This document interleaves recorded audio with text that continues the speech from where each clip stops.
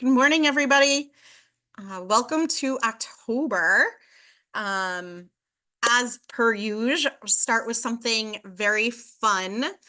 So if you could create or devise a new invention, what would it be? What problem would you solve? You do not have to have the answer onto how you would create it, how it would work. Just what problem would you be looking to solve?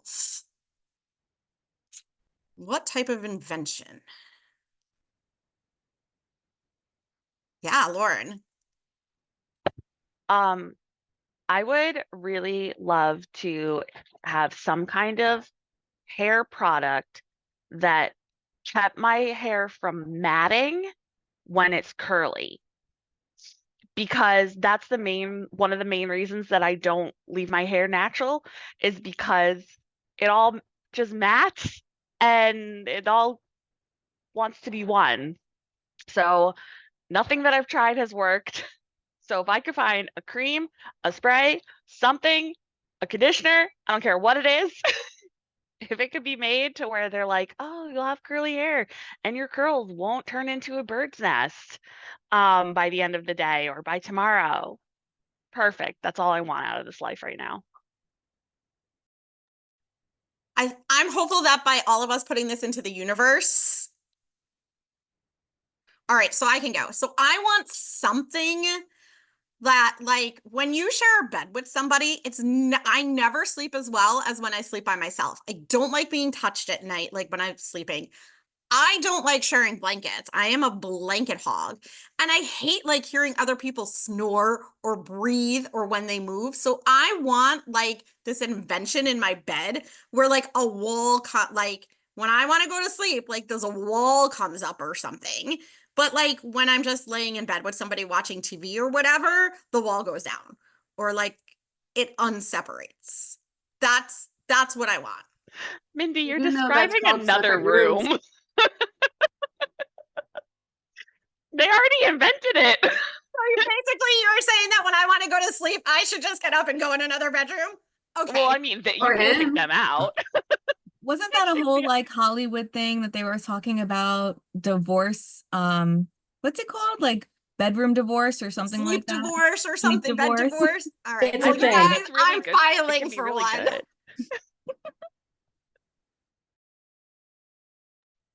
I can go, but mine is not as good as Mindy's.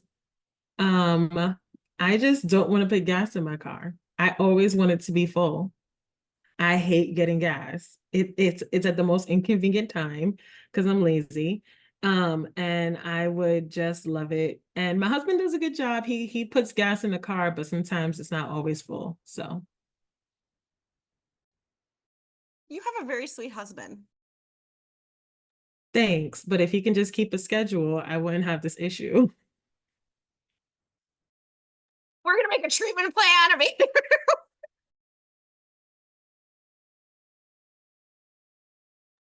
Okay, I'll go because this is gonna date myself, but I always wanted this, and I'm mad that we don't live like this. But the Jetsons, remember Rosie, the little maid? She just rolled around. She did everything. She took care of the kids. She cleaned the house. She did everything and fixed things all the time. That's what I would want. And I'm mad that, we're in 2024 and we're not living like the Jetsons. There you go. Oh, that's a good one. That's a good one. I would want a Rosie as well. I would take that. I'll piggyback that.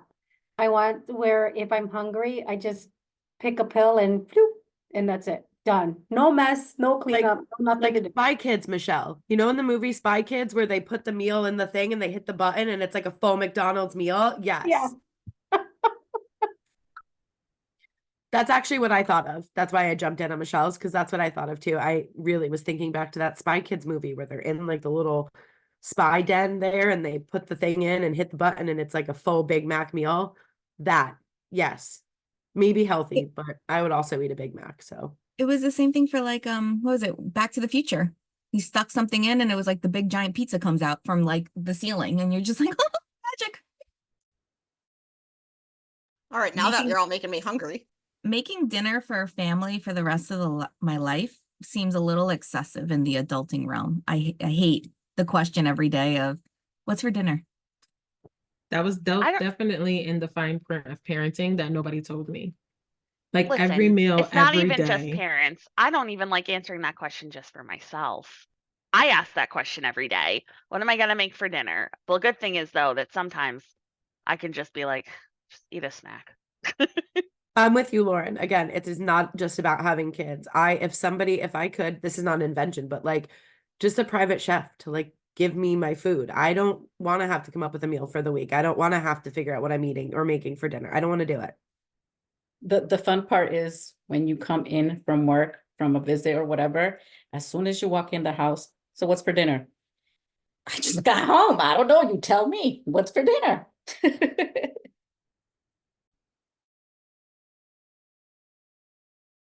But I guess I'll echo what Mindy said. It's nothing new, but sometimes I lay in bed and I'm like, okay, how can I divide at least part of the bed? Like, because a lot of the times I have to hold my sheets when I know my husband's moving, because I know he'll and he'll leave me this much blanket. So I'm there trying to hold it together. But yeah, I hear you, Mindy. I hear you. We can file for sleep divorce together, Ellie. If it helps, I have a California king bed and he never touches me. He's too far. So maybe you guys should I upgraded so that nobody can touch me. I can make 2 full turns and still not touch anyone. King Yeah, but you bed can't and your escape the own snore. blankets. The snore, that's when you tell someone they gotta go somewhere else. I'm like every night, just can I put this pillow over your head? Will that wake you up? Might go to jail. All right, anybody else? I want an invention where I can grow my hair out really long and then chop it and not have to worry about waiting for it to grow again. Oh, like, and also, Sam, like if you get a haircut you don't like it can just instantaneously change. I like that. That's a great one. I would be so much braver. That is a good one.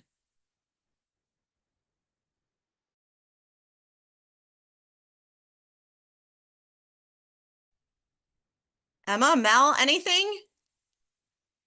I've been thinking really hard this whole time, and the only thing I can think of is I really want something that, like, as someone who has worn glasses my entire life and all day, every day, I want something that not only doesn't fog them up, but also like doesn't make them dirty.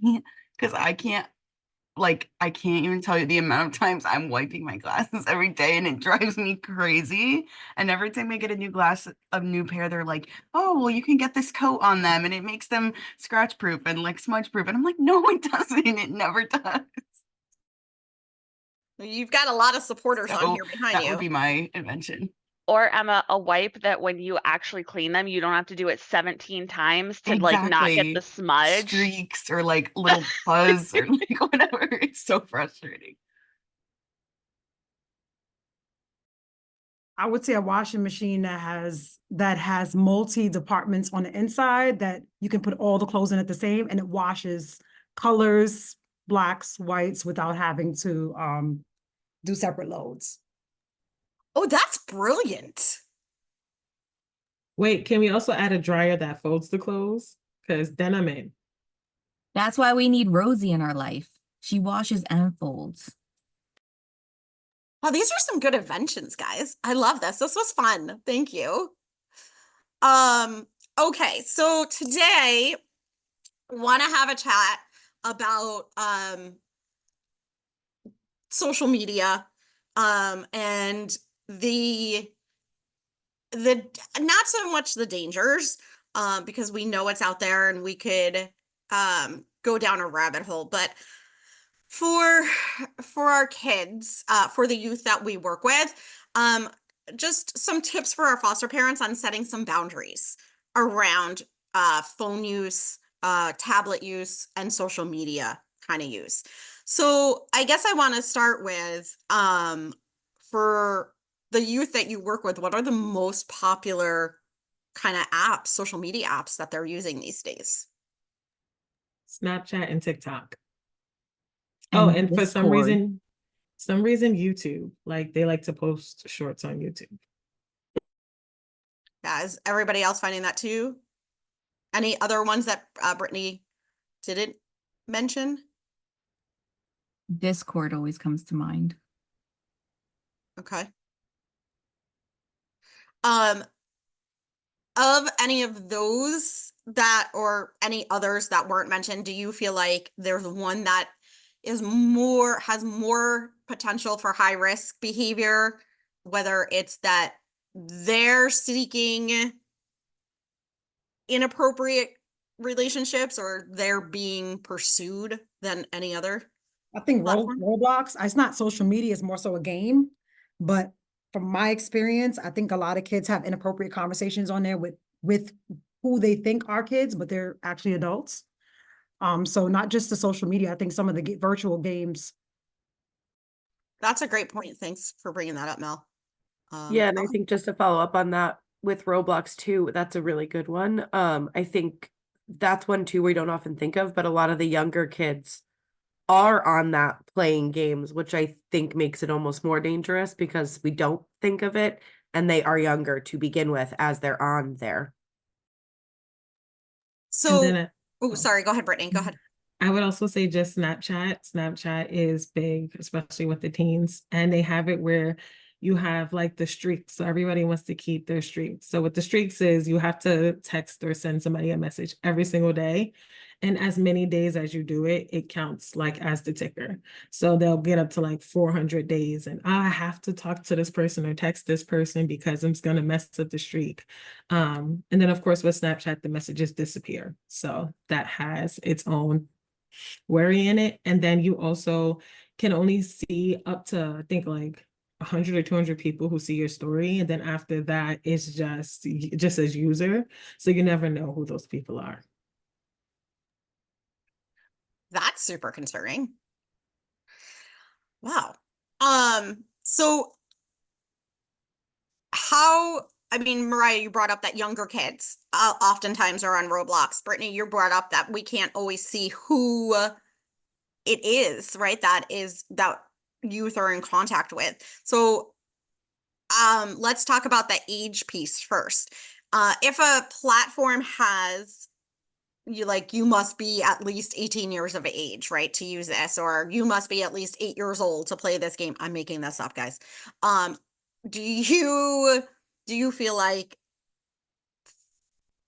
caretakers need to adhere to that? Do you feel like there should be conversation based on developmental age? Do you feel like that's just something that the companies do to protect themselves and it doesn't need to be adhered to? What do you recommend for foster parents and bio parents? Sorry. Yeah, Brittany. So sorry, I Mel, I definitely couldn't tell if you had your hand up, but if you do, you can hop in next. I do believe that there needs to be a conversation before any social media comes into anyone's household.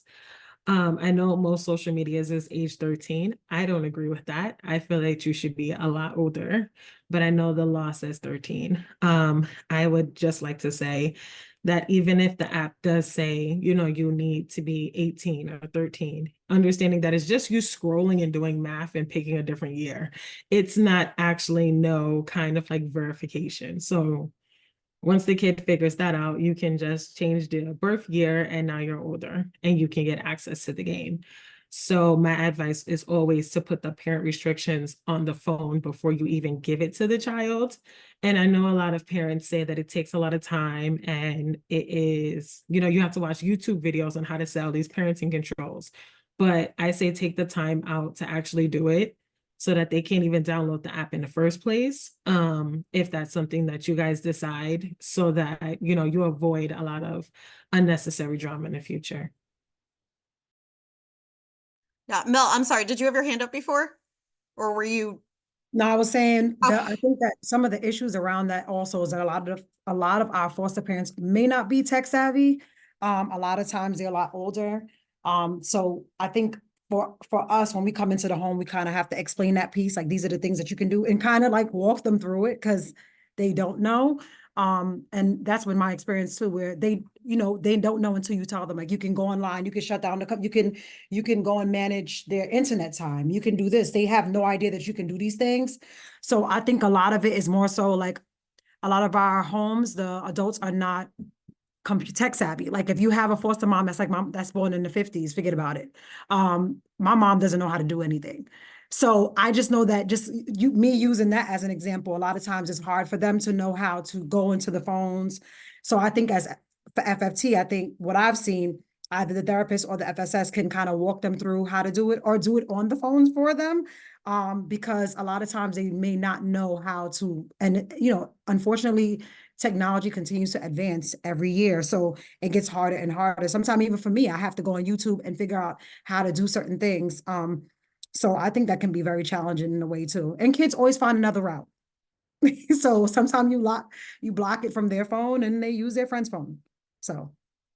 So Nellie, I want to throw it over to you, but I mean, Brittany and Melissa, you guys just brought up huge points, is that we're talking about the dangers of the internet and the social media, but there is also value to it, right? We can use it to help us keep them safe too, right? The YouTube videos, the parental controls, all of that. And I really like the fact that you both brought out that it is worth the time, it is worth the effort, and that FCA can be a support in helping you get there. Nellie, over to you. Just everything Brittany was bringing up was making me think of also like the difference on the parameters when you have, say, a Kindle device versus an iPad or an iPhone. The iPad and iPhone is a little more straightforward in setting up parental controls because you can link everyone together and be able to set time limits on how much time can you be on TikTok, how much time can you be on Snapchat, so the kids aren't just, you know, what we always say, rotting their brain with all the technology and the videos and just going scrolling.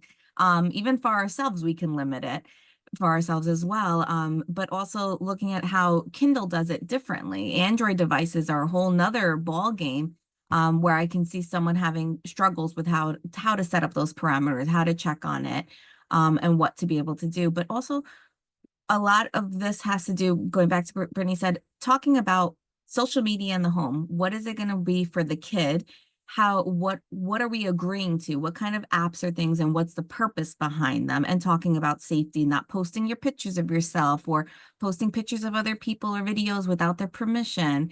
And the discussion around who's okay to talk to. Like who do you speak to? Who do you not speak to? Who do you invite into a game like Roblox or Fortnite? And there's parameters even on those games that you can set as parents as well. So that they're not talking to everyone in the world, and that when they want to invite someone, you have to approve it and know that who that person is. So it's just important things to think about too.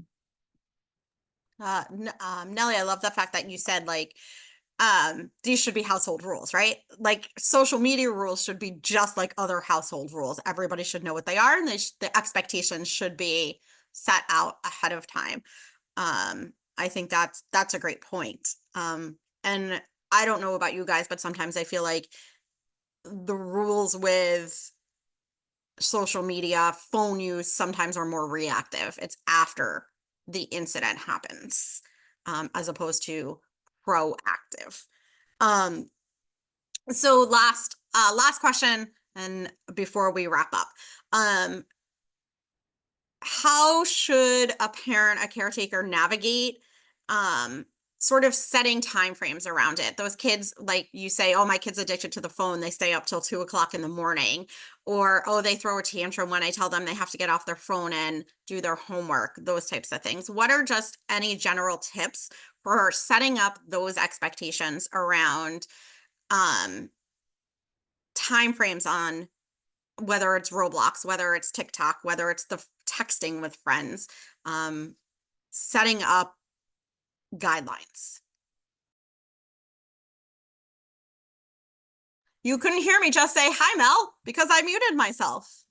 I find that to be, I don't know, for me, it's the teenagers who we struggle with that the most, because obviously because of their age, they feel like they can stay up a little bit later.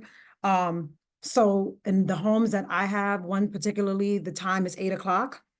And they can only utilize a device after they have already completed their assignments for school. And after 8 o'clock, then there's no internet use, there's no laptop use.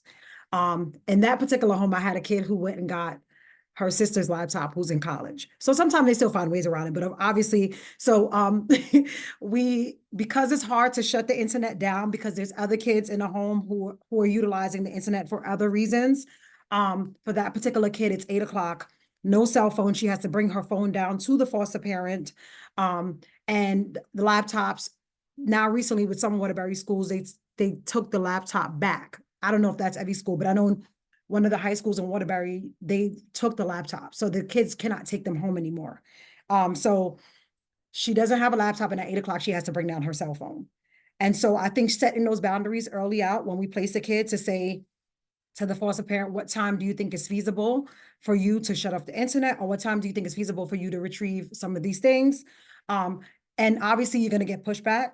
So maybe allow certain games or stuff like that to just kind of work around it. Because some kids been, they use their phones and the computers for so long, that's really hard to kind of detach them. So sometimes that can be an issue as well, to kind of work with the kid around, okay, you can utilize the internet. You cannot utilize the internet, but if there's games on your laptop that you can play without the use of the internet, just to kind of like work with them.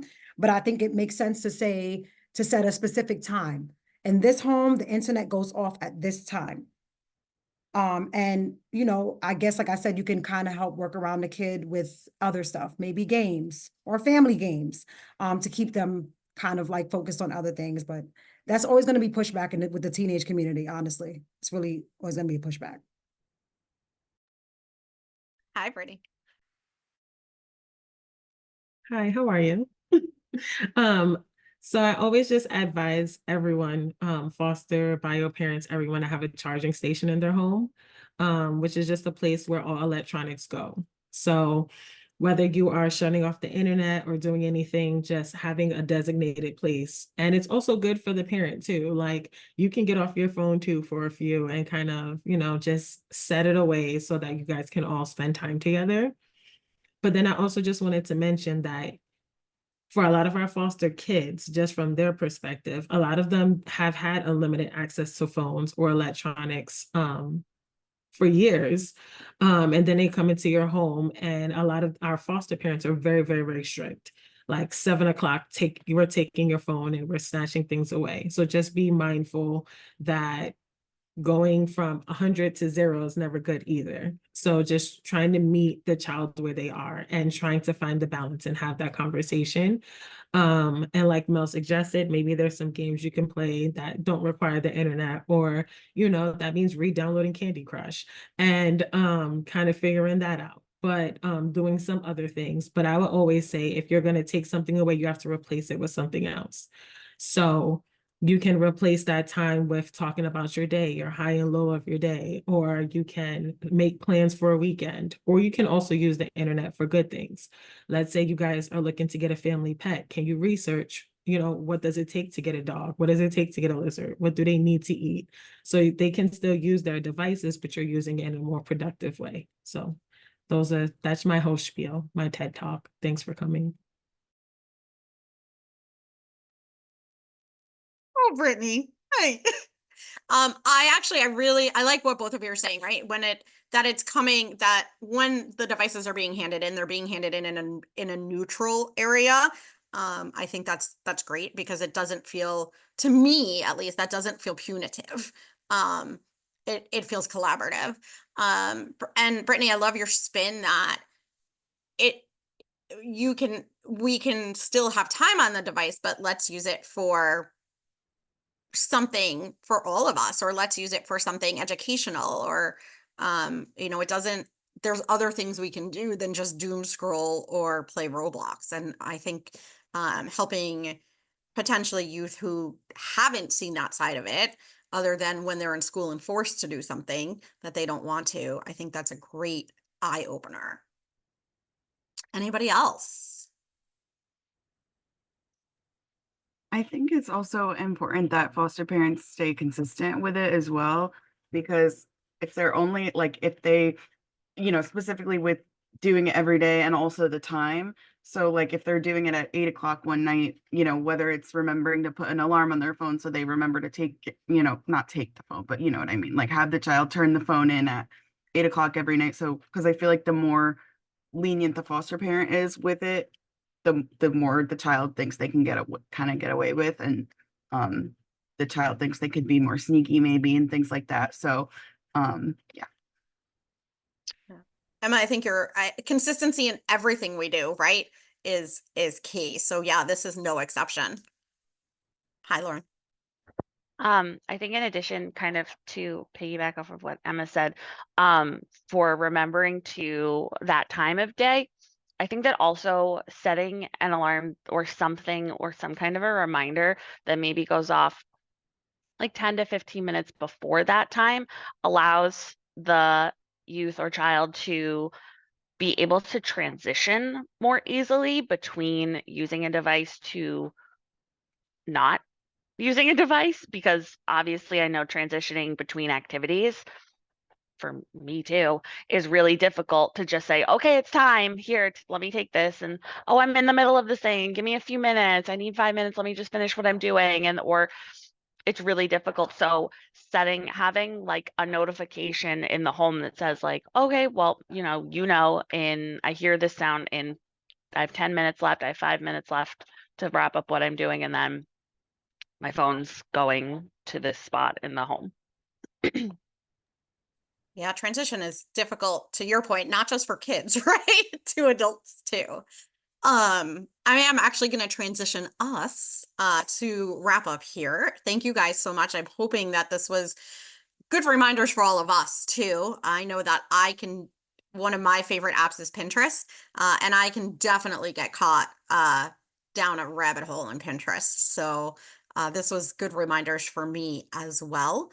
I really think that for our next segment, we need to come up with like our own TED Talk like title. I mean, we could just call it Brittany's TED Talks. I'm fine with that. But that's going to be like our next icebreaker, guys. If you had a TED Talk, what would you call it? So with that, thank you so much. Talk to y'all soon.